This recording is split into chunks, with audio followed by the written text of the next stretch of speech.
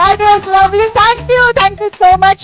అందరినీ కూడా ఒక్కసారి వేదిక పైన ఉండవలసిందిగా రిక్వెస్ట్ చేస్తూ కేక్ కట్ చేసి సెలబ్రేట్ చేసుకుందాము. సో టీమ్ మెంబర్స్ అందరినీ ఇంకొకసారి స్టేజ్ పైకి రావాల్సిందిగా రిక్వెస్ట్ చేస్తున్నాము.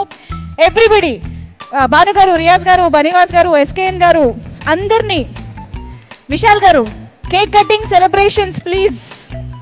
కార్తిక్ గారు, డైరెక్టర్ గారు ప్లీజ్.